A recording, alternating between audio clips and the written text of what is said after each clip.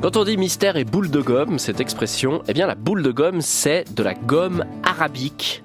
Gomme arabique, toute la poésie, c'est beau comme mot. Ou E414.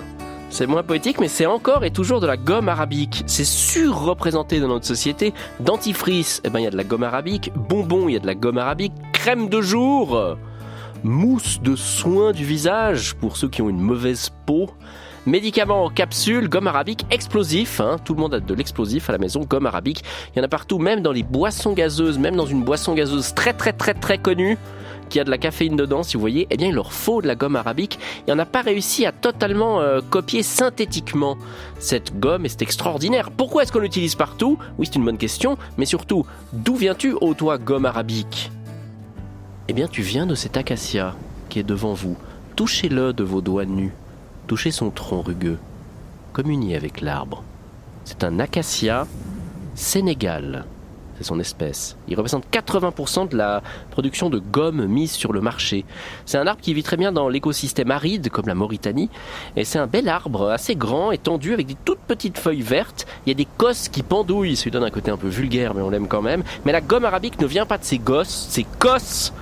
C'est quand on blesse le tronc de l'arbre. Voyez, vous blessez le tronc de l'arbre avec respect, avec méthode évidemment. Et voici un exudat. On apprend un mot. Un exudat, c'est un truc qui sort de la blessure que vous avez faite. Ça sèche et ça donne cette gomme arabique. Ça ressemble un peu comme de l'ambre, ça, cette couleur, un peu comme de la résine en fait, tout à fait. Mais alors pourquoi est-ce qu'il y en a partout aujourd'hui ?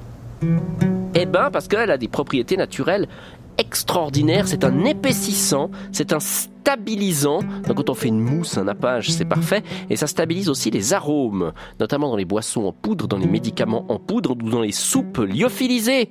Pas de nouilles lyophilisées asiatiques sans gomme arabique. Et ça fait mal au cœur. Attention, le E414 est interdit dans certaines confiseries à cause d'un risque d'étouffement des enfants et des personnes âgées. C'est important de le souligner parce qu'on aime les enfants et les personnes âgées et on les embrasse. Et aujourd'hui, selon le rapport de l'ONU, ce n'est plus du tout la Mauritanie, le plus gros producteur de gomme arabique. C'est le Soudan du Nord et du Sud, suivi par le Nigeria et le Tchad. Vive la gomme, vive l'acacia.